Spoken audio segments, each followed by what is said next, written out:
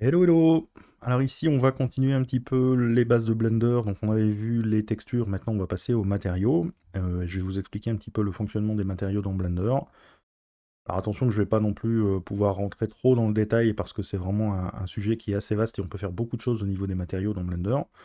Donc on va pas du tout regarder tout ce qui est texture procédurale ou ce genre de choses, on va vraiment se focaliser sur comment créer des matériaux, ce qu'on appelle PBR, donc où on va utiliser des textures, plusieurs textures, pour mettre sur nos objets.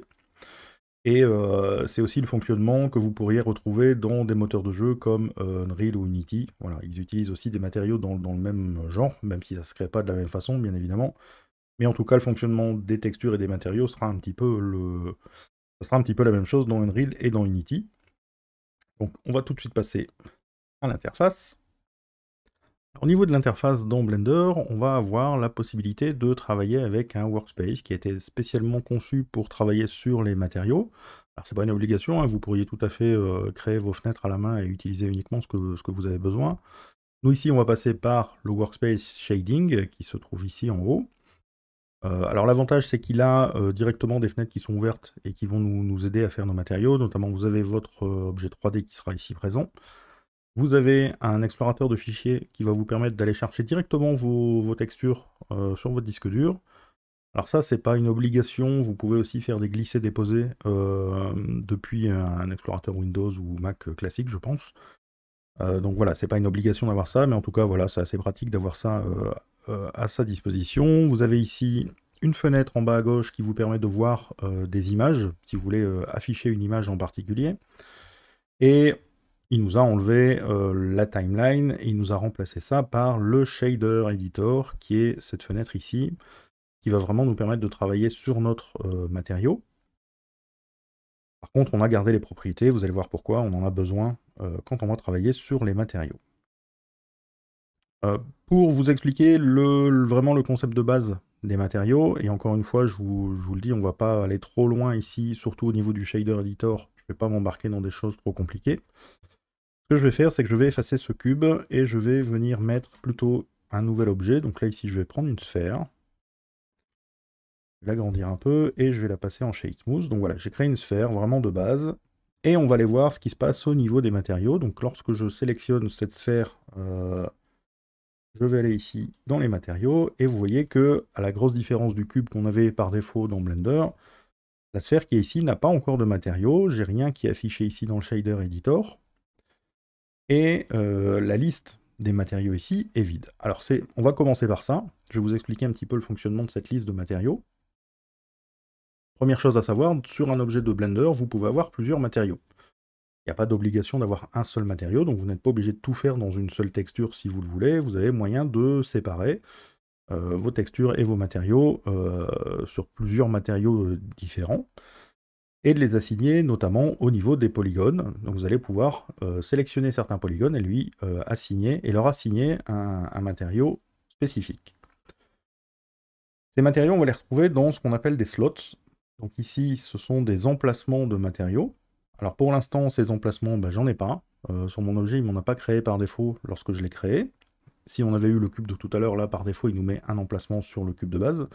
Mais dès que vous allez créer un nouvel objet, vous n'aurez pas forcément ici d'emplacement de matériaux, donc il va falloir le créer à la main. Ce rectangle ici, gris foncé, c'est ici que vous allez retrouver cette liste d'emplacements. Et pour en ajouter, on a les boutons ici plus et moins. Donc pour en ajouter et en supprimer, donc je vais faire plus. Vous voyez qu'ici vient de m'ajouter un emplacement de matériaux. Alors pour l'instant, j'ai encore aucun matériau d'assigné dessus. C'est vraiment juste l'emplacement pour pouvoir le mettre. Et si je fais le petit plus plusieurs fois, vous voyez que je peux en créer plusieurs. Alors je ne sais pas exactement quelle est la limite, mais je pense que c'est quand même assez élevé. Donc vous n'aurez pas forcément besoin de tout ça en tant qu'emplacement de matériaux. Et si vous voulez les enlever, vous avez le petit moins qui vous permet ici de retirer les emplacements. Donc ça, ce sont pour les emplacements de matériaux et pas pour les matériaux. Quand je crée un emplacement de matériaux, je n'ai pas de matériau qui s'est créé automatiquement. Maintenant que j'ai un emplacement, donc là ici j'en ai laissé un, rapidement je vais vous expliquer que ici vous avez un menu, je vais en créer plusieurs comme ça vous allez pouvoir voir un peu. On a ici un menu qui me permet de copier des matériaux ou de les coller, et de demander à ce qu'il efface tous les emplacements qui ne sont pas utilisés. Et les options qu'on a ici, les deux flèches ici, c'est pour inverser ou faire remonter, on va dire, l'emplacement qu'on a sélectionné, le slot qui est sélectionné. On va pouvoir le remonter ou le descendre dans la liste. Ça n'a pas ça n'aura pas d'incidence sur votre objet de toute façon, c'est plus pour des raisons d'organisation que vous allez changer ces emplacements de matériaux. Voilà, c'est juste pour que pour vous, ça soit plus facile à travailler. Bon, moi ici, encore une fois, j'en laisse un seul. Et maintenant, on va regarder comment mettre un matériau dans cet emplacement. Alors les matériaux, vous allez avoir les boutons qui sont ici en dessous. Le premier va vous donner ici la liste des matériaux qui sont déjà créés dans Blender. Donc là, vous voyez que pour l'instant, j'en ai un qui s'appelle Material. C'est le matériau par défaut. Celui qui a été créé lorsque vous avez ouvert Blender. Il a mis un matériau par défaut sur le cube. Et c'est aussi le matériau qui sera assigné à tous les objets qui n'ont pas de liste spécifique ici. Par défaut, il va mettre ce matériau-là. Si vous ne voulez pas utiliser un matériau déjà existant, vous avez la possibilité d'en créer un nouveau. Donc ici, j'ai un gros bouton New, je vais cliquer dessus. Là, il m'a créé un nouveau matériau, il lui a donné un nom. Donc là, par défaut, il l'a appelé material.001. Si j'en recréais un nouveau, il l'appellerait 002, etc. Ça, évidemment, je peux le changer. Donc si ici, je clique sur cette ligne-là, je peux lui donner un nom. Je vais mettre un truc bidon, voilà. Et vous allez pouvoir le retrouver dans la liste des matériaux que vous avez ici. Donc là, maintenant, j'ai bien les deux matériaux qui sont dans ma liste. Si je devais créer un deuxième slot, c'est refaire un nouveau matériau avec un autre nom. Maintenant, j'ai 3 matériaux ici dans ma liste. Donc ça, c'est les matériaux qui seront sauvés dans votre fichier Blender, mais qui ne sont pas forcément tous assignés à votre objet. Hein. Et j'ai pour l'instant, sur cet objet-là, 2 matériaux assignés.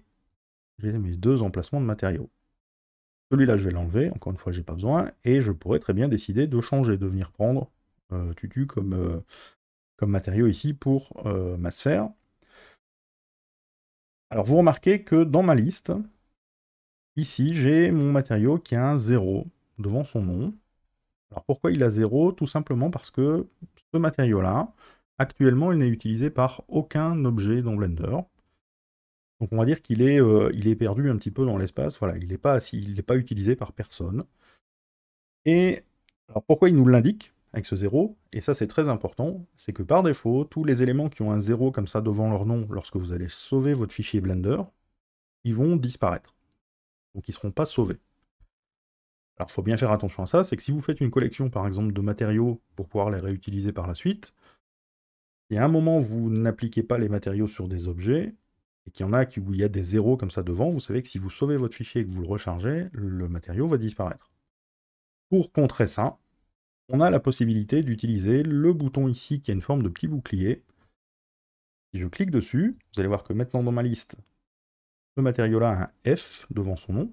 C'est pour dire qu'il est assigné à un fake user, donc un faux utilisateur. Et là, même si je changeais de matériau et que donc maintenant Toto n'appartient plus à aucun objet, il va quand même être sauvé. Donc ça c'est super important. Si vous savez que vous avez fait des matériaux qui ne vont pas forcément être assignés à quelqu'un, mais que vous voulez garder dans votre liste, il faut absolument le protéger en cochant ce petit bouclier-là. Alors on verrait aussi que ça marche pour les matériaux, et il y a plein d'autres trucs qui l'utiliseront, notamment les animations. Vous ferez des animations de personnages, par exemple des actions. Vous devrez aussi protéger vos actions pour éviter que Blender les efface quand vous allez sauver. Alors qu'est-ce qu'on a d'autre? On a un bouton ici qui nous permet de dupliquer le matériau actuel. Alors attention que ça ne va pas dupliquer ici l'emplacement, hein. Ça va vraiment juste dupliquer le matériau en question. Et ça va automatiquement l'assigner ici. Vous allez voir, si je clique ici, là, il m'a changé le matériau, vous voyez que le nom a changé. En fait, ce qu'il m'a fait, c'est qu'il m'a fait une copie, que je pourrais renommer. Voilà. Et maintenant, dans ma liste, j'ai bien tous mes matériaux, et je pourrais encore une fois repasser sur le matériau précédent, ou revenir ici, etc. etc. Donc ça, c'est pour dupliquer. Et enfin, la petite croix ici, c'est pour supprimer le matériau. Là, à ce moment-là, j'ai plus de matériau sur mon objet, et je pourrais venir le retrouver dans ma liste, ou en créer un nouveau, si j'ai besoin d'en créer un nouveau. Alors ça, les duplications, ça peut être très important parce que vous allez voir que régulièrement, vous allez avoir des matériaux qui seront un peu vous avez 50 objets, on va dire, et que vous avez besoin de faire plusieurs matériaux, il y a beaucoup de matériaux qui vont se ressembler. Donc plutôt que de repartir de zéro, vous aurez intérêt à prendre un matériau existant et à le dupliquer. Il va vous garder en fait toutes les connexions qui étaient faites. Vous aurez juste par exemple à changer les textures et tout le reste sera déjà configuré. Le dernier petit bouton qu'on a ici dans cette partie-là, c'est celui-ci qui va nous demander si on veut appliquer les matériaux sur les objets ou sur les datas. Je vous rappelle que l'objet, c'est quelque part le nœud de transformation, l'endroit où se trouve votre objet dans la scène, et avec à l'intérieur les datas. Donc les datas, c'est ce qui va être les polygones, les points, les UV, les choses comme ça. Et donc il nous demande ici si on veut appliquer les matériaux sur uniquement les datas, donc sur les polygones quelque part, ou sur l'objet. Alors, quelle est la différence entre les deux? C'est que vous verrez par la suite, bien plus tard, je pense, parce que c'est pas quelque chose qu'on utilise tout de suite, vous aurez la possibilité d'avoir des objets qui vont être... Vous avez plusieurs objets qui vont partager les mêmes datas. Donc ils vont avoir exactement les mêmes datas, donc si vous changez les datas, ça va changer pour tous les objets. Et ça veut dire qu'ici, vous pourriez décider d'avoir plusieurs objets qui utilisent les mêmes datas, donc qui ont la même forme de polygone, et donc si vous les manipulez, tout va changer en même temps, mais où chaque instance a des matériaux différents. Et à ce moment-là, il ne faudra pas mettre ici le matériau sur les datas, comme ce qui est par défaut, mais sur les objets. Donc voilà, c'est pour ça que là, par défaut, il les met sur les datas, parce que c'est plutôt ce fonctionnement-là qu'on utilise par défaut. On veut que ça soit plutôt assigné aux polygones, mais on a aussi la possibilité de l'assigner sur les objets. Donc moi, ici, je vais laisser les datas. Ça, c'est vraiment un truc un peu particulier, vous n'aurez pas forcément l'occasion de l'utiliser tout de suite, et c'est pas très grave. Donc voilà, maintenant qu'on a un matériau, on va pouvoir regarder un petit peu plus en détail ce qu'il nous a créé ici. Alors, la première chose qu'on a, c'est un onglet Preview, qui va nous afficher une prévisualisation de notre objet, enfin d'un objet, ici qui est dans la liste. Donc j'ai le choix entre des cubes, des sphères, des planes, etc. Et il va nous montrer ce que notre matériau va donner sur cet objet de preview. C'est pas forcément super utile si vous avez déjà un objet 3D et que vous voulez voir le résultat directement dans l'objet 3D, mais si vous n'avez pas d'objet 3D direct ou que votre objet n'est pas cohérent par rapport au matériau que vous allez utiliser, à ce moment-là, vous pouvez vous baser sur la preview. Ensuite, on a surface. Alors, je vais tout replier pour l'instant pour vous expliquer un petit peu chaque onglet, à quoi ça correspond.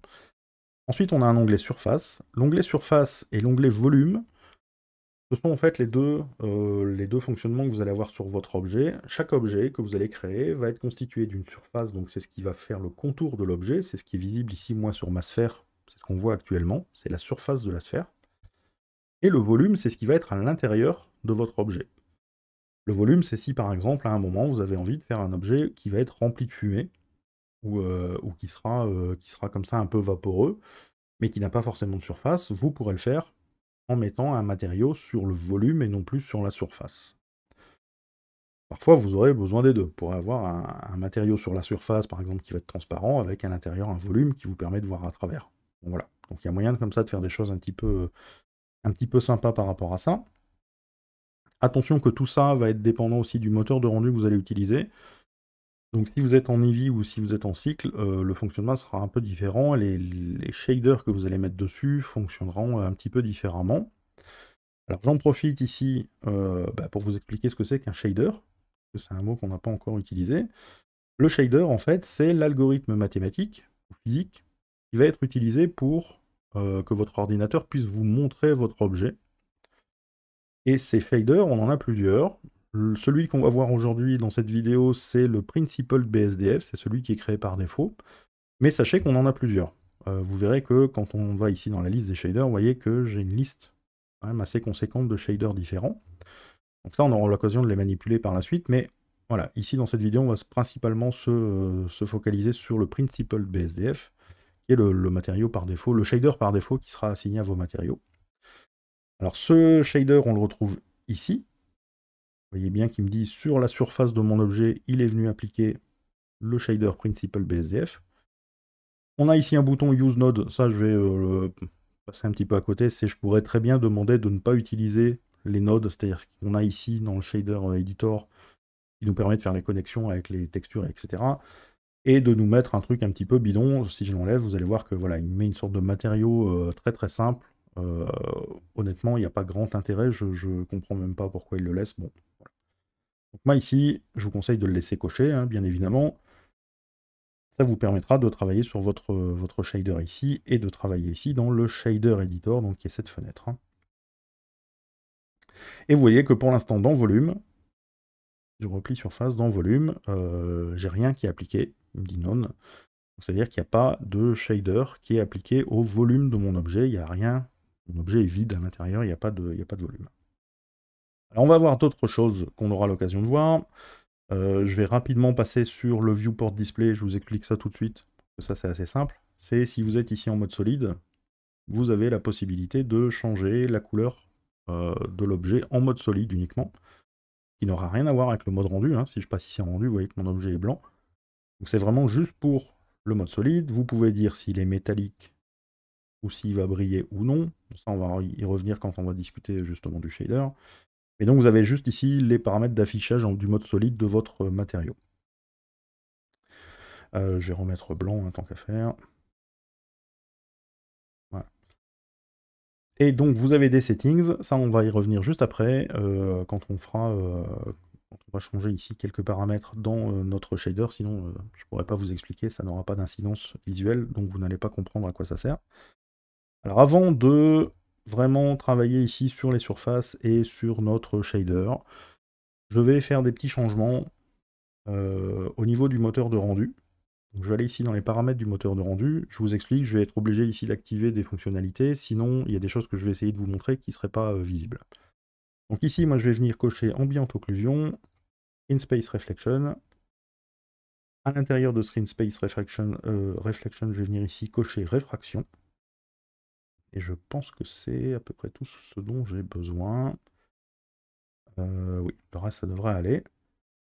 Donc Ambient Occlusion, Screen Space Reflection et Réfraction. Si vous cochez ça, logiquement, on va aussi cocher le Bloom. Bon, ça, on aura l'occasion d'y revenir. Je vais faire une vidéo spécialement pour les moteurs de rendu, donc vous inquiétez pas. On verra ça par la suite, mais là, pour l'instant, vous pouvez cocher ça. Et ça peut pas faire de mal. Maintenant, on va attaquer le gros morceau. On va regarder comment on va manipuler ici notre shader. Donc vous voyez que les paramètres que j'ai ici, dans le shader editor, c'est exactement la même chose que ce que j'ai ici dans les propriétés, dans l'onglet surface. Tout simplement parce que c'est exactement ça qui nous montre. Là, en fait, dans le shader editor, ce qu'on a, c'est le material output. Donc ça, c'est ce qu'on appelle un node. Vous voyez ici, j'ai deux nodes qui sont indépendants, que je peux cliquer dessus et les déplacer. Le node material output, c'est ce qui représente la sortie de votre objet. Et donc, c'est tout ce qui va être connecté ici va se retrouver dans les propriétés de l'objet. Donc là, vous voyez que sur surface, j'ai une connexion qui s'est faite avec le principal BSDF. Ça veut dire que ce principal BSDF, on le retrouve ici dans l'onglet surface. Si j'avais connecté quelque chose ici à volume, à ce moment-là, si j'avais une connexion ici, je le retrouverais dans mon onglet volume, ici des propriétés. Alors vous allez voir que ici, dans les propriétés, au final, on n'a pas besoin de venir toucher aux surfaces. Si vous avez le shader editor, vous pouvez presque replier cet onglet-là, vous n'en aurez pas besoin. Vous travaillerez ici directement sur votre shader editor. Alors ce shader editor, comment il va fonctionner? Vous voyez que j'ai des petits ronds, soit du côté gauche, soit du côté droit. En fait, le côté gauche, ce sont les entrées. Donc vous pouvez mettre des choses qui vont rentrer dans le shader ou dans le node. Et sur le côté droit, vous avez les sorties. Donc là, en fait, ce qui se passe, c'est que mon shader, il peut prendre plein de trucs en entrée, et ce qui va sortir, c'est un shader. Et mon material output, il est capable de recevoir en entrée un shader pour la surface, un shader pour le volume, et ici un élément un petit peu, en fait un vecteur, c'est un truc un peu spécial pour le displacement. Le displacement, c'est ce qui servira plus tard quand on voudra déformer notre objet à partir d'une texture. Donc là, pour l'instant, on va laisser ça un petit peu de côté, hein, ça ne sera pas pour cette vidéo-ci. Donc nous, ici, on va regarder les connexions. Pour faire les connexions, vous cliquez sur une sortie, vous restez appuyé, et vous pouvez venir ici le mettre sur une entrée. Si vous voulez décrocher deux nodes, à ce moment-là, vous cliquez sur le node le node d'entrée du node, et vous voyez qu'ici, tant que je reste appuyé, j'ai à nouveau ma ligne que je peux déplacer. Si je lâche là où il n'y a rien, bah, ça va le déconnecter.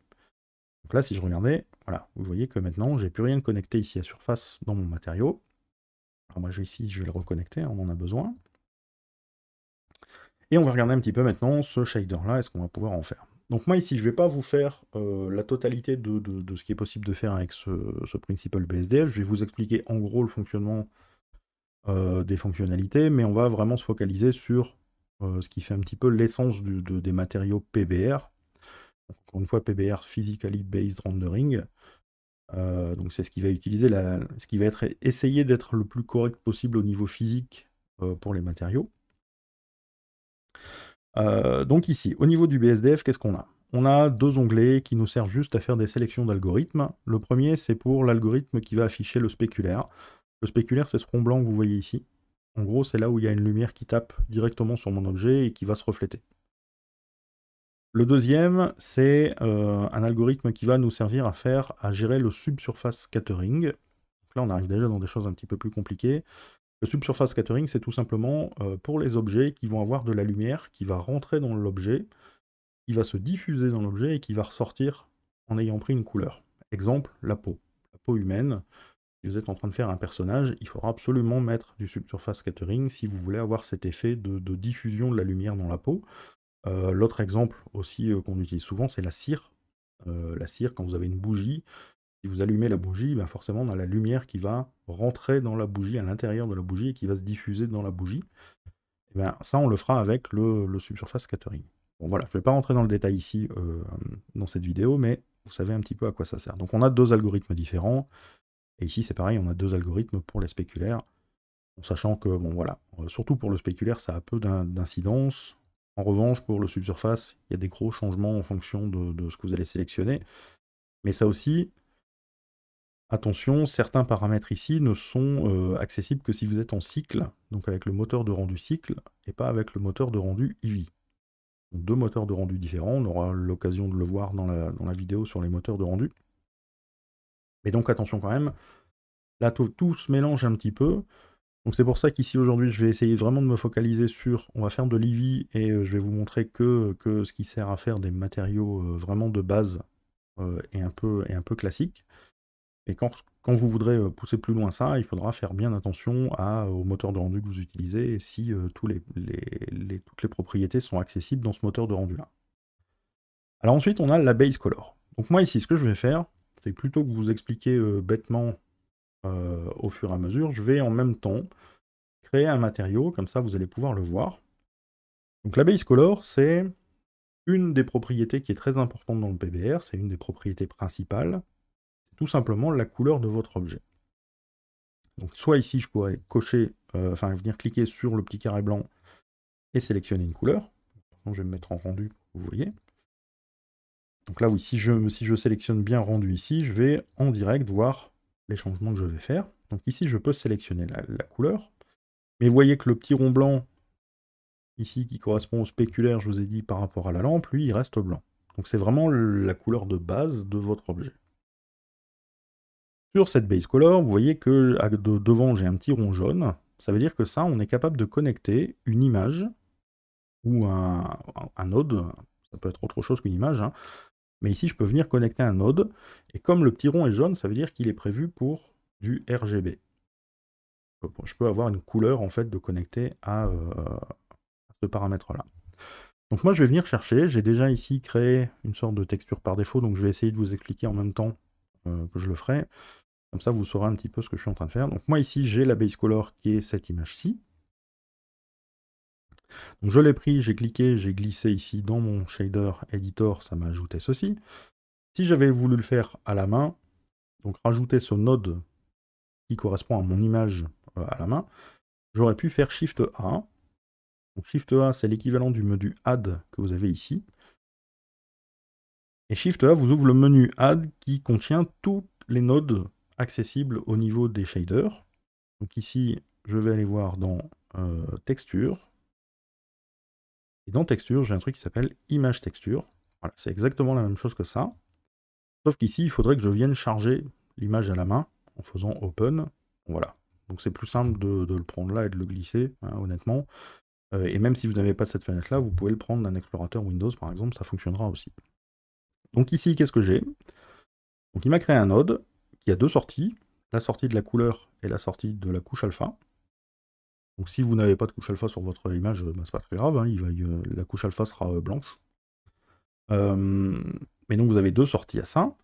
On a ici la liste, comme pour les matériaux en fait, ce bouton-là va nous donner la liste des images qui sont déjà présentes, qui ont déjà été ouvertes dans Blender. Donc si vous avez déjà ouvert l'image et que vous devez la réutiliser, vous n'êtes pas obligé de venir la recharger une deuxième fois. Vous avez le nom de l'image, qui est ici. Alors attention que ce n'est pas le nom du fichier. Par défaut, il va prendre le nom du fichier et le copier dans le nom de l'image. Il va faire un doublon. Mais je pourrais très bien changer ce nom-là, et pourtant toujours avoir le fichier qui pointe vers l'image de votre disque dur. Donc c'est pas le chemin de votre disque dur, c'est pas le nom qu'il y a sur votre disque dur forcément qu'il y aura ici dans ce nom, ça pourrait être quelque chose que vous avez choisi autre.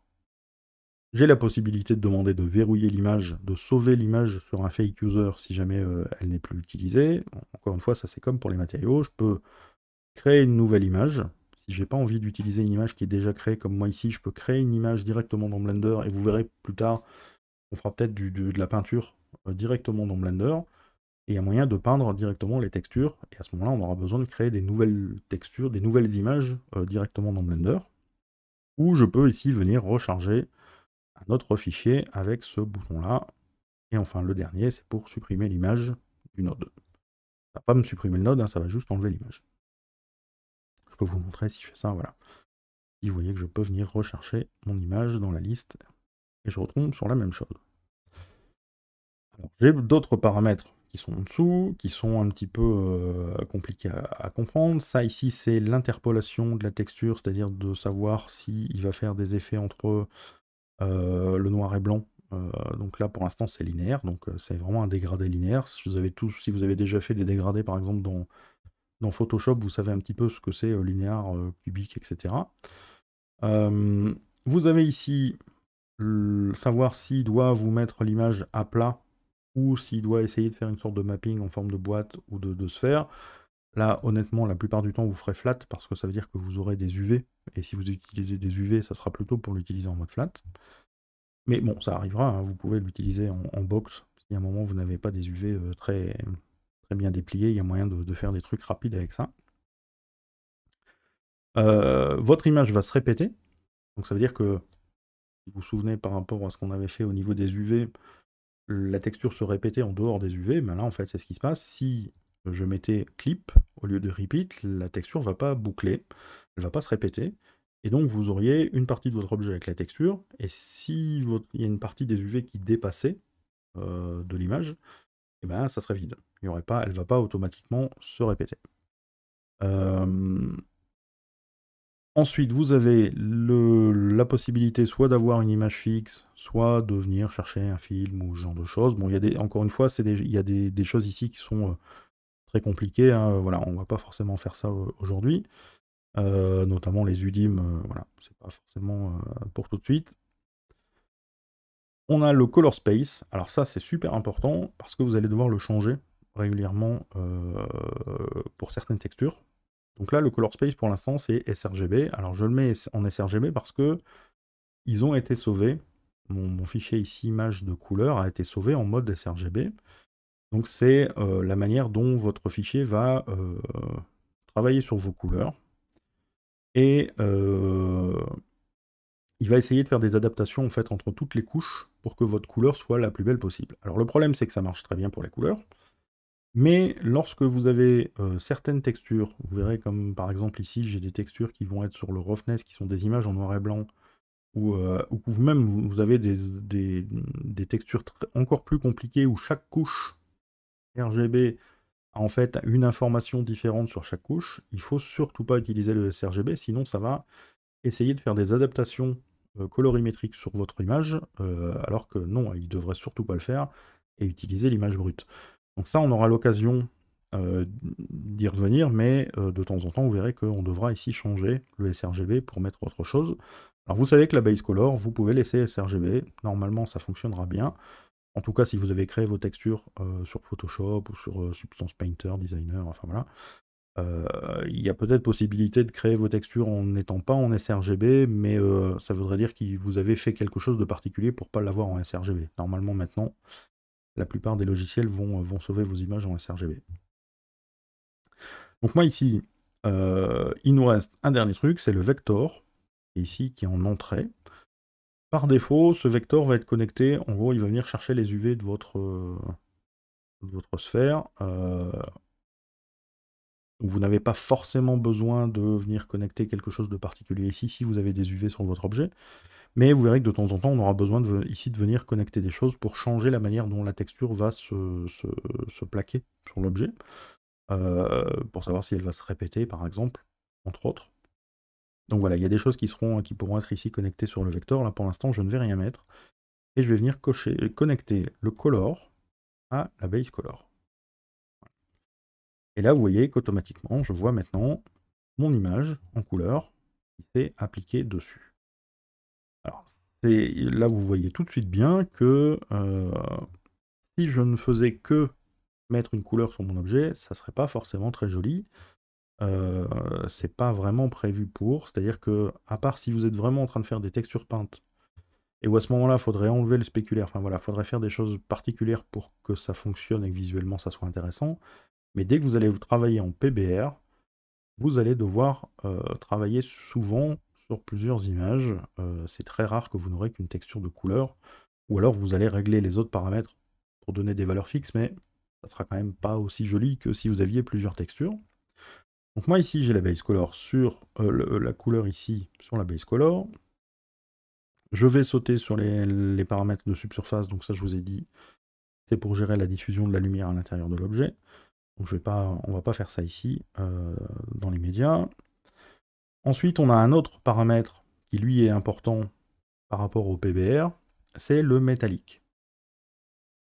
Le métallique, j'ai aussi une image qui a été faite pour ça. Donc, je viens ici la charger. Le métallique, c'est une image en noir et blanc qui va nous donner l'information de est-ce que mon matériau à cet endroit-là est métallique ou non. Ça veut dire que la plupart du temps, vous allez avoir quelque chose qui sera de l'ordre de 0 ou 1. C'est très rare que vous aurez un métallique soit à 0,7 ou à 0,3. Donc la plupart du temps, on va être fort dans les extrêmes, ça soit proche de 0, soit proche de 1. Mais ça sera rarement entre les deux. Les seuls moments où vous aurez quelque chose qui est un petit peu entre les deux, c'est quand vous allez faire des transitions entre plusieurs matériaux différents, ou si vous me dites par exemple j'ai du métal mais il est en partie rouillé, et donc la rouille à certains endroits a perdu son côté métallique, c'est devenu une sorte de poussière, voilà, et donc elle n'a plus besoin d'avoir ce côté métallique là. Donc là on peut avoir des variations dans le métallique, mais globalement la plupart du temps vous aurez quand même des choses qui sont très contrastées. Donc soit totalement métallique, soit pas du tout. Donc moi ici c'est un petit peu ça, ma texture. Ici si je demande l'afficher, voilà, vous voyez que c'est un truc qui est globalement assez contrasté. C'est soit ici noir pour ce qui va être de la pierre, et soit presque blanc pour ici les parties qui sont en cuivre entre les pavés. Donc moi ici ça, je vais le connecter au métallique, mais très important, je ne vais pas le laisser en sRGB, parce que là justement quand je l'ai exporté, donc ça c'est un matériau que j'ai fait dans Substance Designer, et quand je l'ai exporté, il m'a bien spécifié que l'image allait être exportée en RAW, c'est-à-dire en direct. Il ne va pas essayer de faire de changements colorimétriques dessus, il ne va pas essayer de l'améliorer, il a vraiment donné les données brutes de décoffrage, et donc ici je dois aussi mettre RAW dans ma texture, et je vais venir connecter le color sur le métallique. Là maintenant, ça ne se voit pas encore très bien, mais il est venu m'indiquer que les lignes qui sont ici entre les deux, alors on le voit un peu quand même, vous voyez ici quand même la différence, mais je vais bien avoir une partie de mon objet qui sera métallique. Ensuite on a le spéculaire. Alors le spéculaire, par défaut, j'ai envie de vous dire, laissez-le à 0,5. Normalement la plupart des matériaux classiques vont être ici à 0,5, et ce paramètre de spéculaire, si vous mettez du métallique, il va de toute façon passer un petit peu la trappe. Alors c'est pas vrai, hein, il va quand même l'utiliser, mais globalement, c'est pas forcément le paramètre qu'il faut toucher en premier. Vous allez plutôt le travailler à la fin si vous en avez besoin et si votre matériau n'est pas cohérent. Mais pour vous donner une explication peut-être un peu plus précise, normalement ce spéculaire est basé sur l'index de réfraction. Et ce qui se passe, c'est que la plupart des matériaux, ce qu'on appelle diélectriques, qui ne conduisent pas l'électricité, ont un index de réfraction qui est proche de 1,5, de 1,5. Et il se trouve que cet index de réfraction correspond à un spéculaire de 0,5 environ. Donc c'est pour ça que par défaut on met 0,5 et qu'on ne va pas trop y toucher. On le touchera que quand vraiment on en a besoin. Si vous me dites je suis en train de faire un diamant, là il faudra pousser le spéculaire un peu plus que ça, parce que le diamant a un index de réfraction qui est très très haut, et qui du coup provoque un spéculaire aussi qui est également très très haut. Ensuite nous avons le specular tint, donc ce paramètre là va nous permettre de teinter le spéculaire en fonction de la base color. Alors sachez que quand vous mettez du métallique, il le fait par défaut, c'est-à-dire que par défaut votre spéculaire va être teinté en partie. Ici vous pouvez jouer avec ce paramètre là si vous voulez teinter votre spéculaire et jouer sur cette teinte. Alors là ça se verra pas beaucoup ici sur cet objet là, mais voilà, vous pouvez demander à teinter votre spéculaire. Justement si vous êtes en train de faire je sais pas, de l'or, globalement la plupart du temps le spéculaire sera teinté dans la couleur jaune. Alors ensuite on a le specular tint, je mets pas de texture dessus, le spéculaire non plus, pour l'instant on va le laisser comme ça. Et on arrive au roughness. Alors le roughness c'est un paramètre qui va vous demander si votre objet doit être... si les reflets qui vont se faire sur votre objet seront nets ou flous. Et sur le spéculaire également. Donc là pour l'instant j'ai un roughness de 0,5, alors on va le voir directement ici sur le spéculaire, on va déjà regarder un petit peu ce que ça fait si je change cette valeur là. Si je mets 0 en roughness, vous voyez que je me retrouve avec un spéculaire qui devient tout fin. Alors vous voyez bien ici la teinte du spéculaire qui se fait quand j'arrive sur la partie métallique. Donc là maintenant c'est comme si j'avais des reflets. Alors pour le voir bien, ce que je vais faire c'est que je vais créer un plane en dessous. Comme ça vous allez voir les reflets vraiment se faire. Beaucoup plus simple. Voilà. Donc là ici vous voyez qu'en étant à 0 au niveau de la roughness, j'ai bien un reflet qui se crée ici sur ma sphère. Si au contraire je mets 1, mon objet devient totalement mat. Donc c'est vraiment la grosse différence, c'est 0, vous allez avoir un reflet type miroir, et 1, c'est tellement mat qu'on ne voit plus le reflet. Ça va juste intervenir un petit peu au niveau de la couleur, mais il n'y aura pas de reflet visible à proprement parler. Et donc plus vous allez ici diminuer, donc après là vous pouvez jouer sur des choses qui sont un petit peu entre les deux. Je dirais c'est la deuxième texture la plus importante avec la base color, c'est le roughness. Il y a même des jeux qui utilisent uniquement ces deux textures-là. Si vous prenez World of Warcraft, une partie des textures a de la couleur et du roughness, et uniquement ça. Donc ici, je vais venir chercher, moi, la map de roughness. Hein, et je vais la mettre en RAW. Encore une fois, c'est une image RAW. Donc il ne faut surtout pas la laisser en sRGB, sinon vous allez avoir un objet qui va briller beaucoup plus que ce qu'il devrait. Et je vais connecter la color sur le roughness. Voilà. Et en fait ici, vous allez voir tout de suite, maintenant que j'ai mis ma texture, ce que ça fait. Vous voyez un petit peu que ici j'ai des variances au niveau des reflets. Il y a certains endroits où ça reflète net et d'autres où c'est mat. Donc je l'ai à la fois sur la partie métallique, mais je l'ai aussi au niveau de ma pierre. Vous voyez que j'ai des endroits où il y a des choses qui vont refléter, mais pas partout de la même façon. Ensuite, on a l'anisotropique. Alors, je ne vais pas m'éterniser là-dessus parce que c'est pas accessible en Eevee, uniquement en cycle. L'anisotropique, c'est ce que vous allez avoir lorsque le spéculaire, donc le rond de spéculaire qu'on avait tout à l'heure, va suivre les tangentes de votre objet. On a ça par exemple sur les cheveux. Les cheveux, le spéculaire n'est pas rond, il va en fait se déformer, il va suivre la forme des cheveux. On a ça aussi sur des casseroles qui ont été un peu dépolies. Voilà, vous avez déjà vu le dessous d'une casserole où on a des sortes de cercles concentriques un petit peu au niveau de la lumière et ça fait des effets un peu bizarres avec la lumière, bah, ça c'est de l'anisotropique. Donc malheureusement ça n'est pas encore dans Eevee, peut-être que ça viendra. Ensuite on a les paramètres de Sheen, alors ça c'est pour donner un côté velours à votre objet. Alors je dis velours parce que c'est vraiment l'utilisation qu'on en fait habituellement, c'est pour les vêtements.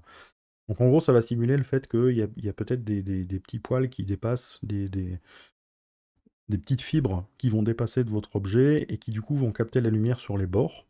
Si vraiment je le pousse à fond, ça, si je lui mets une valeur extrême, si je mets 10, voilà, vous allez le voir ici, vous voyez qu'ici j'ai une espèce de halo blanc qui est apparu autour. Je peux teinter ou non en fonction de la couleur de mon objet. Voilà, par rapport à de la pierre, ça n'a pas grand intérêt, mais donc vous savez que c'est pour donner cet effet de halo lumineux autour de l'objet qui peut être intéressant justement pour des vêtements, par exemple. On a le clear coat qui est un vernis. Donc c'est comme si j'avais, en plus de mon objet, par-dessus, j'étais venu mettre un vernis. Donc un vernis qui va aussi avoir des réflexions et un spéculaire spécifique. Ça veut dire que vous pouvez cumuler deux spéculaires différents. Vous pouvez en avoir un pour le vernis et un pour la couche qui est en dessous. On utilise beaucoup ça, le clear coat, pour tout ce qui va être carrosserie de voiture, par exemple. Donc vous pouvez, ici vous avez le clear coat roughness qui vous permet de changer justement le roughness qui correspond uniquement au spéculaire et au reflet du clear coat. Donc ça je l'enlève, hein, clear coat, ici je vais pas en mettre, j'ai pas de vernis sur ma pierre. Ensuite vous avez l'index de réfraction, la transmission et les transmission roughness qui sont en fait, qui va vous permettre de gérer des transparences dans Blender. Alors je vais pas m'attarder trop là-dessus parce que c'est compliqué à mettre en place. Je vais le faire sur un autre objet peut-être pour que vous compreniez un petit peu le système, mais vous allez voir que c'est pas évident, il faut faire beaucoup de choses, surtout en Eevee. En cycle, ça fonctionne plutôt bien, il n'y a pas grand-chose à faire de particulier. Alors l'index de réfraction, c'est tout simplement... La réfraction, c'est quand un rayon de lumière ou ce que vous allez regarder va être déformé par l'objet. Donc le rayon qui va traverser l'objet va être déformé, vous avez tous déjà vu ça, les déformations que vous pouvez avoir dans une bouteille par exemple, ou dans un globe en verre. Ça va être régi par l'index de réfraction. Alors, c'est dépendant des matériaux. Je crois que le verre, c'est 1,33. Si je prends un diamant, je crois que c'est 2,25. Enfin, voilà, il y a des index de réfraction comme ça très différents en fonction du matériau. Et ça, vous pouvez le retrouver facilement hein, sur Internet. Si vous cherchez index de réfraction matériaux, il va vous donner... voilà, il y a des sites qui répertorient tous les index de réfraction possibles. Donc, le transmission, c'est ce qui va vous permettre de faire de la transparence. Alors là, je vais créer un autre objet. Je ne vais pas ici le toucher sur celui-là parce que ça n'aurait pas beaucoup de sens et ça va être bizarre. Ici, je vais recréer une autre sphère où je vais lui mettre un nouveau matériau et je vais ici venir jouer avec la transmission. Donc là, ici, j'ai poussé la transmission à fond, c'est-à-dire que je lui dis tous les rayons qui arrivent vont traverser à 100% l'objet. Donc je viens de créer quelque part normalement du vert. Mais vous voyez que ben, c'est pas gagné. Pour l'instant, ça ressemble pas du tout à du vert, tout simplement parce que pour que ça fonctionne, je vais devoir venir changer des settings ici dans mon matériau. Donc ça, j'y ai pas accès hein, dans le shader editor, je suis obligé d'aller ici dans la fenêtre de propriété, dans les settings, et je dois lui changer le blend mode. Donc, le blend mode, c'est quoi? Pour l'instant, mon objet est, il est flagué comme étant opaque. On lui dit que c'est un objet qui va être uniquement opaque et qui n'aura pas de transparence. Donc forcément, même quand je pousse la transmission, je vais avoir un objet qui va rester opaque. Si maintenant je regarde dans la liste à quoi j'ai accès, donc ça aussi on aura l'occasion d'y revenir, hein, je ferai d'autres exemples au niveau des matériaux pour des choses plus spécifiques. Vous avez le alpha clip qui vous permet de mettre de la transparence mais qui va être dans un côté vrai ou faux. Par exemple vous avez un polygone, juste un plane, et vous voulez mettre une texture de feuille d'arbre dessus, mais vous voulez que, en dehors de la feuille d'arbre, ça ne doit pas être visible au niveau du plane, ça doit être vraiment totalement transparent. Vous pouvez ici passer en mode alpha clip, ça veut dire que, en gros, soit la feuille est visible, ce qui est sur la feuille est visible, mais ce qui est en dehors de la feuille n'existe pas, et donc doit disparaître complètement. Et donc il y a bien un système vrai ou faux. Donc on utilise ça pour les feuilles, on utilise ça pour les grillages, tout ce qui va en fait comporter un moment de la transparence, mais où c'est pas le matériau qui est transparent, c'est juste qu'en vrai c'est du vide, il n'y a rien à cet endroit-là. On a ensuite l'alpha blend, qui est le truc totalement inverse. Donc là c'est de la transparence de matériaux, qui nous permettrait d'avoir des réfractions, donc vraiment quelque chose qui va ressembler à du verre. Et on a l'alpha hashed, qui est un truc entre les deux, qui va en fait essayer de faire un alpha clip, mais où la transparence va être faite en fait en faisant un pixel, une sorte de trame. Donc il va faire un pixel sur deux, par exemple, sera opaque, un pixel sera transparent, et après il va faire une sorte d'anti-alias pour essayer de lisser un peu tout ça. Alors pourquoi s'embêter avec ça? Tout simplement parce que le gros problème de l'alpha blend qui permet de faire des transparences, c'est que ça empêche d'écrire dans l'image de profondeur. Quand votre ordinateur en fait calcule l'image et qui vient mettre les objets, il a besoin de savoir à quelle profondeur se trouve votre objet, à quelle distance de la caméra il se trouve. Et le problème, c'est que quand on fait un objet transparent, il est obligé de le faire après. Il doit d'abord faire tous les autres objets, et il vient ensuite remettre l'objet à la fin, mais cet objet-là n'a pas été inscrit dans les profondeurs. Et le principal problème de ça, c'est que vous allez avoir parfois des polygones qui étaient derrière, et vous allez avoir l'impression qu'ils reviennent devant.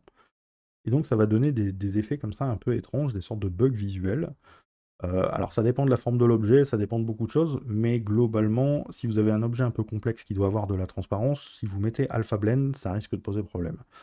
Donc pour contrer ça, ils ont le Alpha Hash qui est entre les deux et qui va permettre d'avoir quand même cette gestion de la profondeur, mais en même temps d'avoir cette transparence et cette réfraction.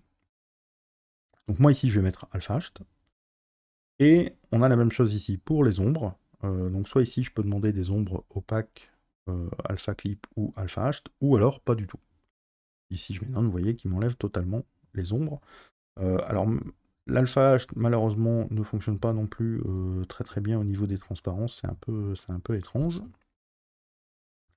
Donc là moi ici j'ai bien mis, alors je l'ai pas, je l'ai fait pour le bon, oui. Donc ici j'ai bien le Alpha Hashed pour les deux, et ce que je vais faire, c'est je vais venir cocher Screen Space Refraction. Alors je pense qu'ici, il y a encore un autre truc, oui, c'est parce que j'ai mis le roughness qui n'était pas à 0, voilà. Donc là maintenant, en mettant le roughness à 0, je lui indique bien donc que les reflets sont transparents, mais en fait il n'y a pas que les reflets, c'est si je mettais un roughness qui a plus que 0, j'aurais du vert dépoli. Donc même les transmissions vont être aussi floues, nettes, en fonction du roughness. Donc là, maintenant que j'ai mis ici mon roughness à 0, j'ai bien un effet transparent. Donc je pourrais ici changer l'index de réfraction. Si je mets 1.3, vous voyez que ici ça me change bien l'index de réfraction. Alors attention que ça reste, on est dans un moteur temps réel avec Eevee, donc c'est pas non plus aussi propre que si j'étais en cycle.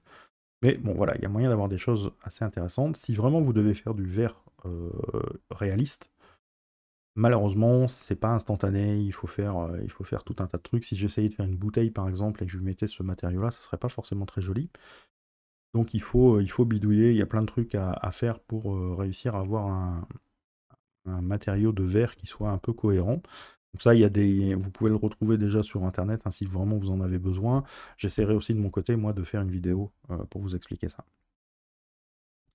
Bon voilà, donc ici, je ne vais pas forcément aller plus loin dans les settings. Je voulais surtout vous montrer ici, si jamais à un moment vous avez besoin de faire du verre, comment le faire.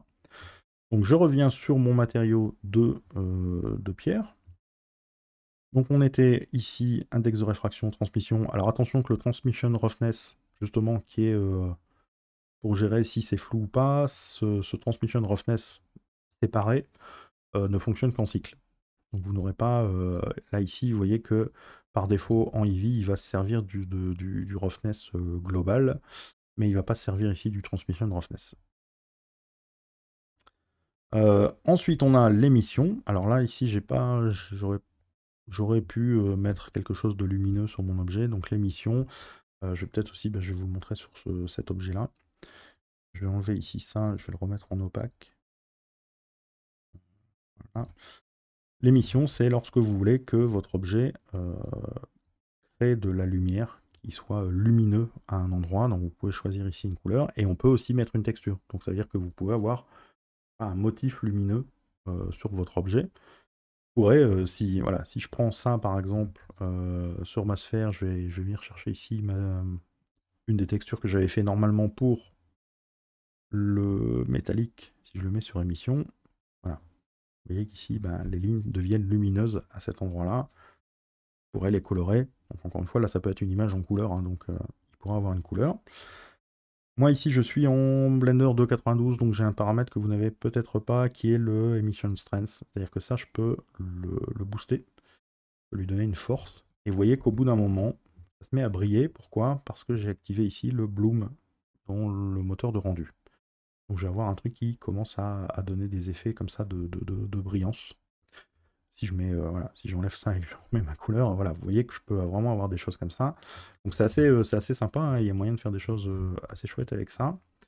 Bon, ici je vais rediminuer ça pour pas que ça nous perturbe.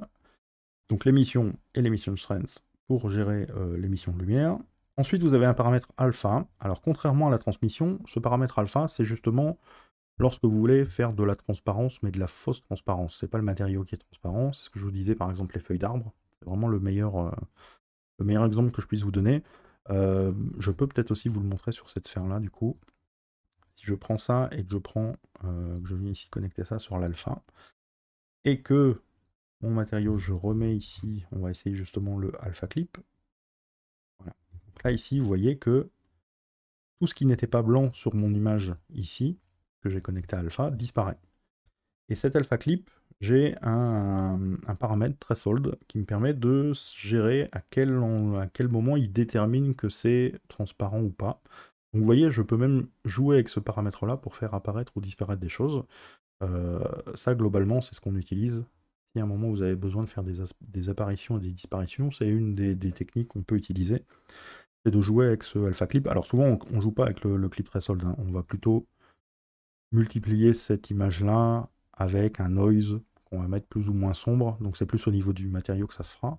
Mais en tout cas, voilà, ça permet de faire ce genre de choses. Et là, vous voyez que j'ai l'impression d'avoir un objet qui est en fil de fer. Ça pourrait être un grillage, ça pourrait être voilà, quelque chose comme ça. Et enfin, on a tout en bas les normales, les clear coat normales et les tangentes. Alors les tangentes, je vais laisser ça de côté. Pour l'instant, on va parler des normales. Les normales, c'est des informations sous forme de vecteurs qui vont nous donner la possibilité de changer la normale par pixel sur notre objet. Alors c'est un peu vague quand on dit comme ça, mais en fait le but c'est de lui assigner une image qu'on appelle des normal maps, qui vont nous donner des informations à l'objet et qui vont simuler un relief, donc une sorte des détails au niveau de la forme de l'objet qui n'existe pas sur l'objet. Les normal maps, ça ressemble à ceci. Je vais essayer de prendre le bon, c'était pas celui-là. C'est celui-là. Vous voyez qu'ici, je viens changer cette image-là et je vais venir vous la montrer. Voilà, ça ressemble à ceci. Alors cette image-là, vous ne pouvez pas la dessiner à la main. Vous pourriez, mais bon courage, c'est pas prévu. Ces images-là sont en fait normalement générées. Soit elles seront générées à partir d'un objet en haute résolution que vous allez appliquer sur un objet basse résolution. Soit vous allez utiliser des logiciels comme moi ici, Substance Designer, qui vous permet de créer ces normal maps que vous allez appliquer après sur vos objets. Donc c'est souvent des textures qui sont générées et non pas dessinées à la main. C'est pas des textures qui sont obligatoires non plus, en fonction de l'objet que vous allez faire, vous n'en aurez pas forcément besoin, et si votre objet est vraiment très très très détaillé, les normal maps seront peut-être pas nécessaires. Maintenant, il faut bien avouer que ça fait de plus en plus partie de l'attirail qu'on a, surtout en PBR. Voilà, ça fait partie des textures qu'on va avoir tendance à mettre. Alors je vais ici vous mettre le color space en non-color. Alors globalement, ça ferait la même chose si je le mettais en gros, mais là je lui indique juste que ce truc-là, c'est pas une couleur du tout en fait. C'est des informations de vecteurs, mais il doit pas essayer de les changer, il doit pas essayer de faire des trucs bizarres dessus. Et je ne peux pas connecter directement cette normale ici sur les normales de mon shader, pardon. Et donc je vais devoir ajouter un node spécifique qui va lui indiquer que ça c'est des normal maps et qui va derrière faire des sortes de petits calculs pour pouvoir l'appliquer correctement sur mon objet. Ce node-là, donc je vais faire Shift A pour ouvrir le menu.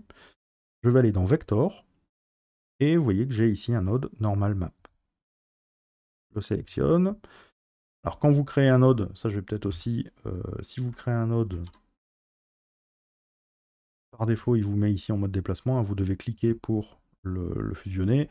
C'est vrai aussi que j'ai pas non plus, je me suis pas éternisé sur le fonctionnement de cette fenêtre là, en fait c'est parce que ça fonctionne de la même façon que l'interface 3D, donc vous avez le bouton du milieu de la souris pour vous déplacer et la molette pour zoomer, dézoomer. Hein.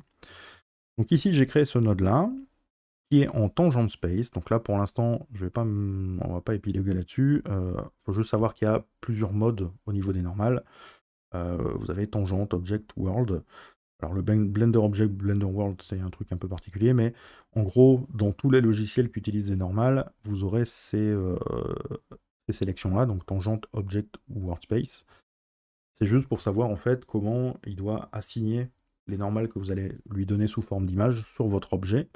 Donc par défaut, la plupart des normal maps que vous allez créer, surtout comme ça dans Substance Designer ou dans Substance Painter, ça sera en tangent space.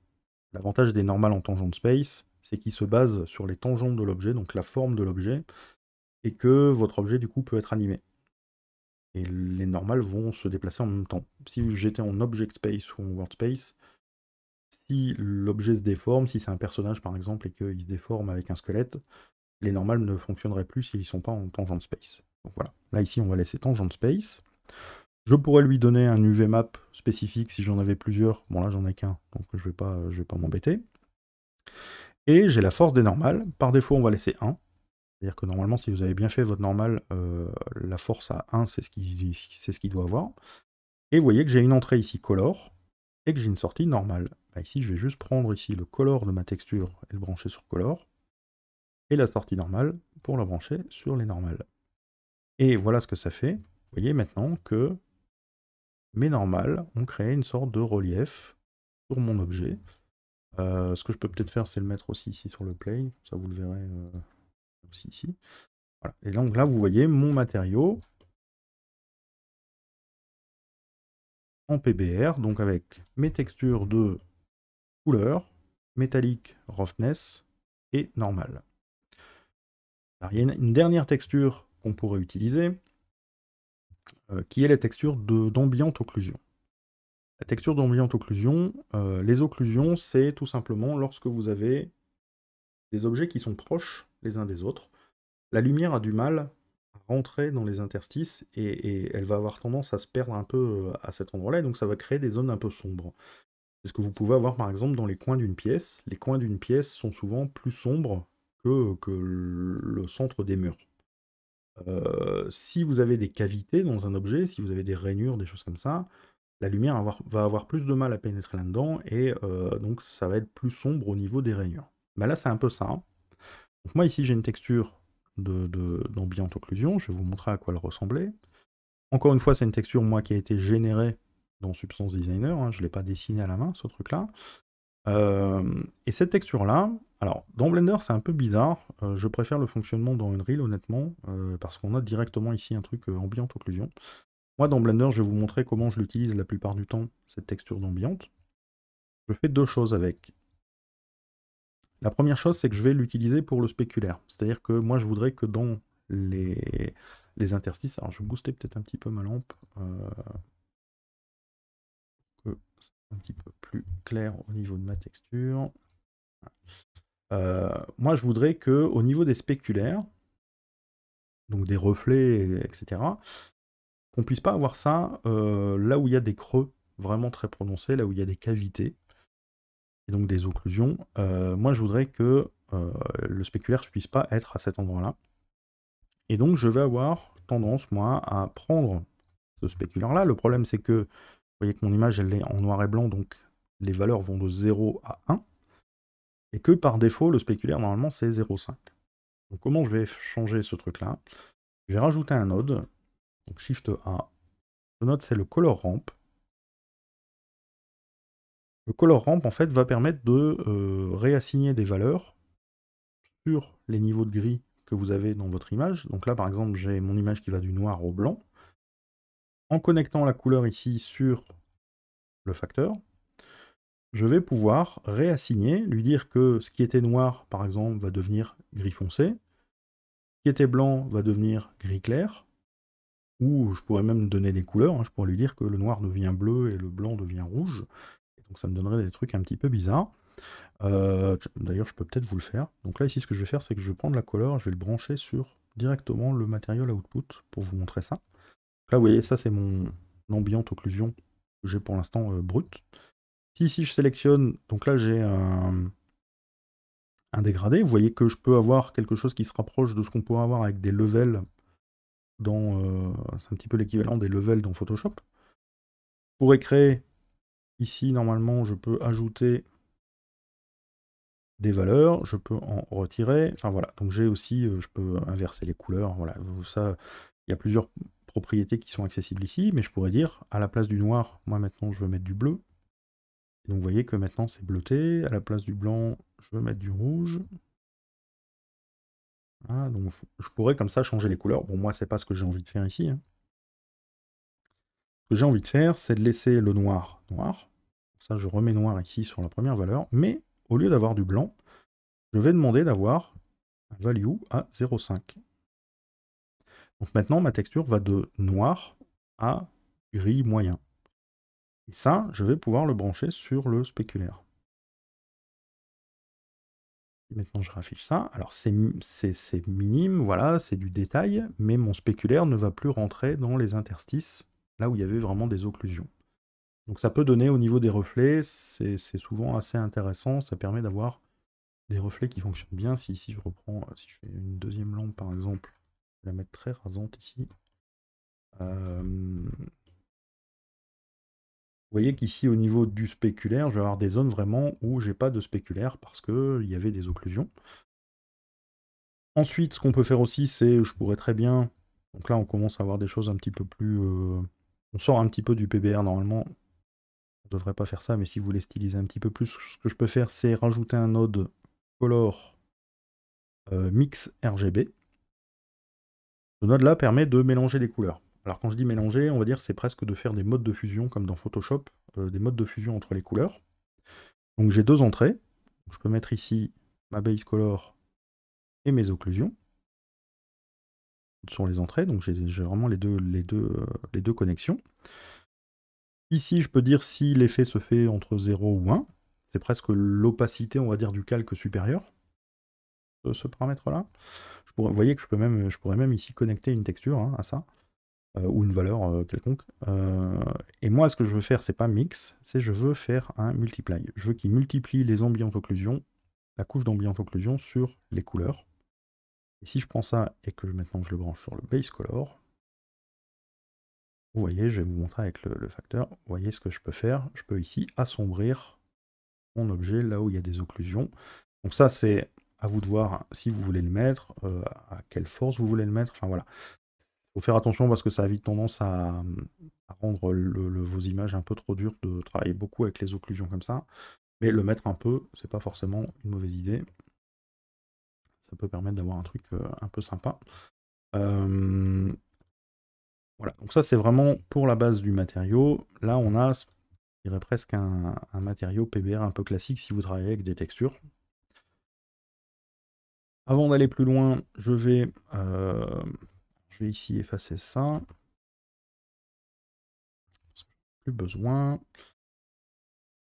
Je vais déplacer un petit peu ça. Donc là, vous savez que tous mes textures, chaque texture était indépendante, et je vais vous montrer un petit peu, alors quelque chose d'un petit peu plus étrange. Je prépare ainsi le terrain pour quand on va faire de l'Unreal, ou si après vous voulez faire en Unity, ça peut être un peu la même chose, même si en Unity ça fait un moment que j'y ai pas touché, c'est peut-être un petit peu plus dérangeant, mais là vous voyez que le roughness, le métallique et les occlusions, c'est trois textures indépendantes. Mais, comme vous avez vu ici, les entrées de tout ça, c'est du noir et blanc. Comme c'est du noir et blanc, ça veut dire que quelque part, si je crée une image en couleur avec 3 couches, enfin 4 couches R, G, B et A, et que je mets les mêmes infos dans chacune de ces couches, vu que c'est du noir et blanc, et en gros, c'est exactement la même chose dans les 3 couches. Je perds de l'espace. C'est-à-dire qu'ici, j'ai 3 textures pour faire quelque chose qui pourrait très bien être stocké dans une seule texture. C'est-à-dire que je pourrais avoir les occlusions dans la couche rouge de ma texture, je pourrais avoir le roughness dans ma couche verte, et je pourrais avoir le métallique dans la couche bleue. Et je pourrais même encore avoir des autres informations dans la couche alpha, comme par exemple les émissions. Voir si mon objet brille à certains endroits, ça pourrait être stocké dans les émissions. C'est ce qu'on utilise la plupart du temps pour réduire un petit peu l'espace en mémoire des textures. Et alors dans Blender, c'est pas encore trop gênant, parce que ça reste un moteur de rendu, donc vous n'avez pas besoin d'avoir une optimisation à ce point-là, sauf si vraiment au niveau de la mémoire ça commence à être compliqué. Mais ce qu'on pourrait faire, et c'est ce que j'ai fait moi ici avec cette image-ci, c'est on peut créer une image qu'on va mettre en RAW. Et moi, cette image-là, quand je l'ai créée, j'ai stocké ces informations différentes dans les couches. C'est-à-dire qu'ici, si je sortais ça et que je séparais toutes les couches, c'est ce que je vais faire ici avec un node qui s'appelle Shift-A Converter Separate RGB. Alors la couche alpha, je ne peux pas la séparer, elle est déjà à part. Là, j'ai pas besoin de la séparer, mais de toute façon, elle était vide. Donc moi, si je prends cette image-là que j'ai appelée ORM pour occlusion roughness métallique, et que je la connecte ici, maintenant, j'ai mes 3 couches RGB, et R, c'est l'équivalent de l'occlusion, donc ça veut dire que je pourrais remplacer cette texture-là, je peux venir prendre ma couche R ici, et la connecter à la place. Hein, la couche G, donc verte, c'est pour le roughness, et la couche B, c'est pour le métallique. Et vous voyez que visuellement, j'ai aucune différence, alors que ici, j'ai plus qu'une seule texture pour gérer ces 3 couches-là.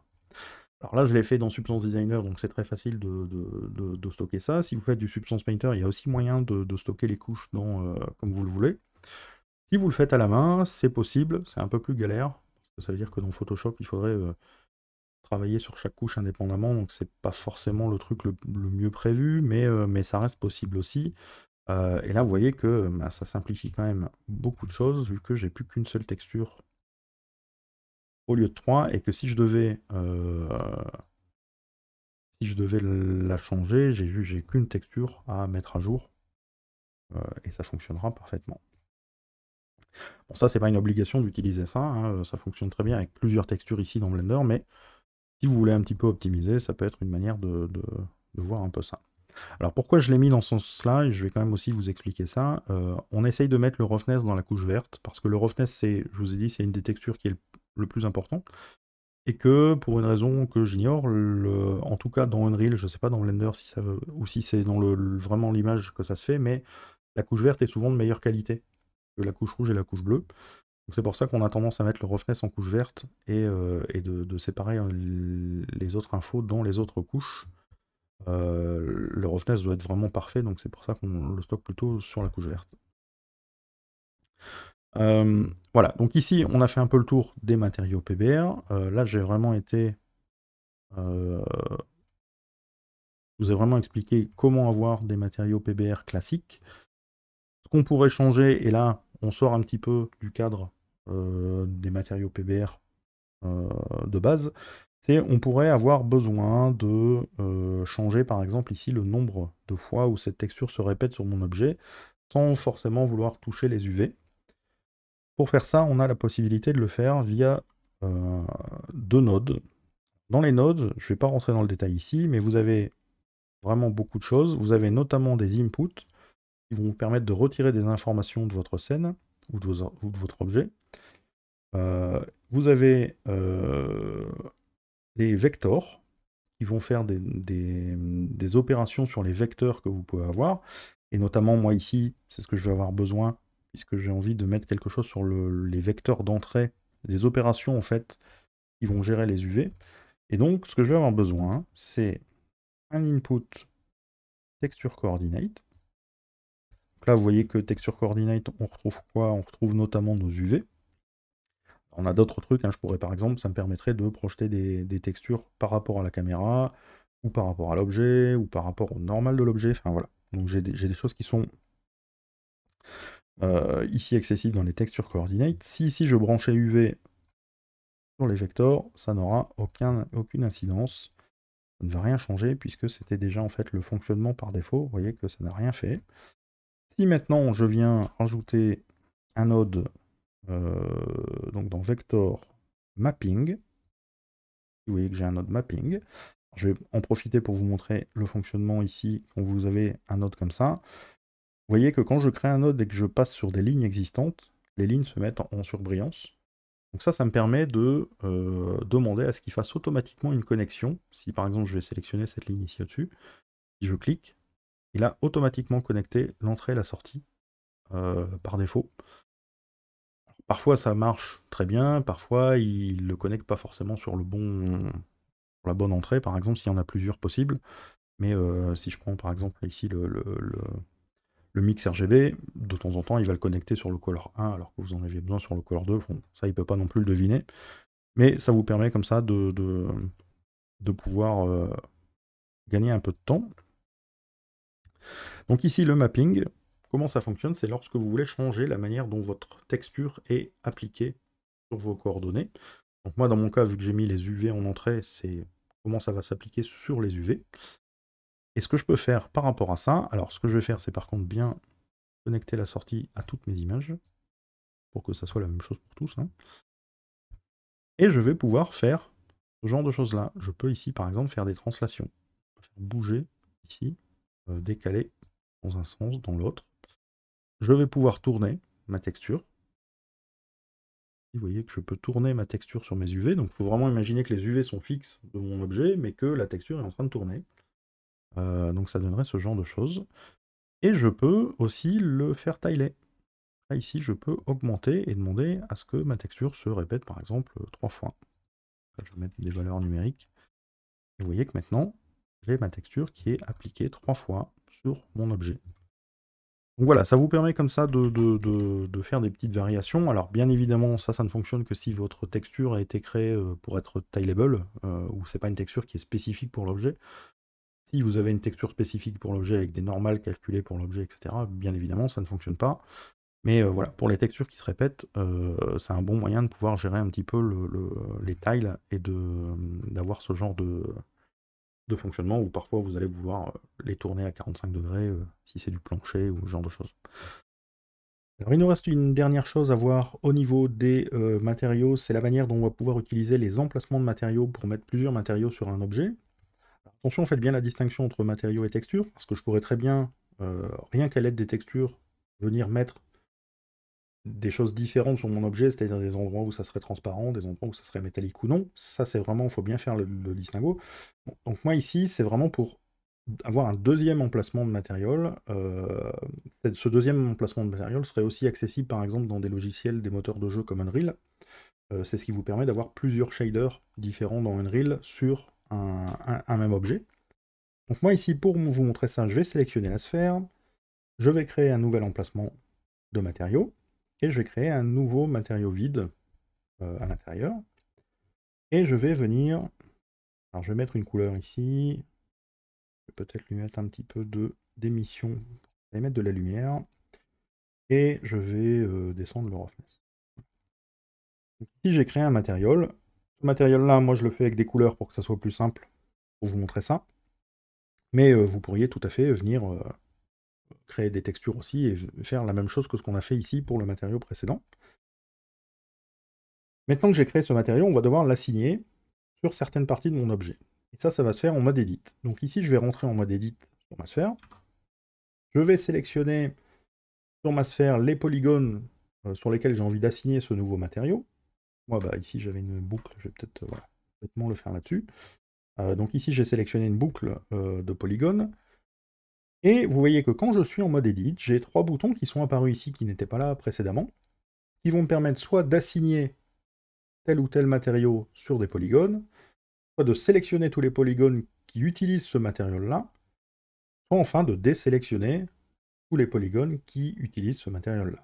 Donc là, pour l'instant, mon deuxième matériau, il n'y a aucun polygone qui l'utilise. Donc je sélectionne bien ici ce deuxième matériau, je sélectionne mes polygones et je vais faire Assign. Et vous voyez qu'instantanément, il est venu remplacer le matériau sur ces polygones-là par le deuxième matériau. Donc ça, je pourrais l'avoir 2, 3, 4 fois, ça pose pas de problème particulier. Pour vous donner un exemple d'un cas concret où on utilise souvent des matériaux différents, comme ici, c'est si vous êtes en train de faire un personnage pour Unreal Engine ou pour Unity, et que vous avez une partie de votre personnage qui utilise du subsurface scattering et pas le reste, donc notamment la peau va utiliser le subsurface et pas les vêtements, on peut avoir comme ça deux matériaux différents, un pour tout ce qui va concerner les parties du corps où la peau est visible, et un où on a justement des autres objets, des vêtements, des chapeaux, ce que vous voulez. Donc tout ça, lui, n'aura pas de subsurface scattering, et ça va nous permettre de mettre deux shaders différents dans Unreal, dont un est plus rapide que l'autre.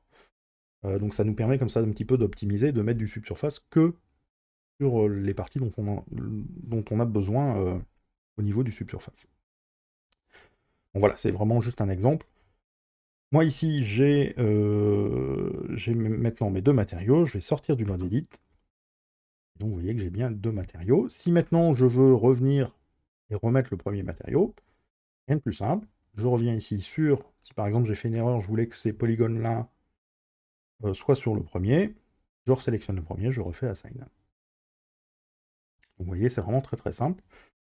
La seule contrainte, c'est d'avoir des polygones qui vont suivre les endroits, qui vont suivre quelque part là où vous voulez avoir le deuxième matériau, mais vous voyez que ça n'a rien de très compliqué. Ce qu'on peut donc faire aussi, c'est en mode edit, c'est demander, par exemple ici, si je sélectionne mon deuxième matériau et que je fais Select, vous voyez qu'automatiquement, il vient me sélectionner les polygones qui utilisent ce matériau-là. Voilà. Là, on a fait un peu le tour de ce qui concerne les matériaux PBR, donc Physically Based Rendering, que vous allez retrouver dans Unreal, etc. Moi ici, je ne vais pas forcément tout de suite faire des vidéos plus compliquées que ça au niveau du shader editor. Si vous avez l'occasion de regarder sur internet, vous allez trouver des gens qui font des textures, par exemple procédurales. Beaucoup, ça arrive de plus en plus dans Blender. Moi, c'est quelque chose que je ne fais pas forcément pour l'instant, tout simplement parce que j'utilise Substance Designer, qui est un logiciel qui est vraiment spécifiquement fait pour ça, et que je préfère en termes de création de textures. Tout simplement parce qu'il y a des choses qui sont un peu plus visuelles et un peu moins basées sur les maths, et donc voilà, je trouve ça un petit peu plus pratique. Maintenant, ça fonctionne très bien, donc n'hésitez pas à aller voir ce genre de vidéo si ça vous intéresse. Et donc on verra un petit peu dans les vidéos suivantes, on va pouvoir attaquer un petit peu l'éclairage et le rendu. Voilà, j'espère que cette vidéo vous a plu, et je vous dis à bientôt.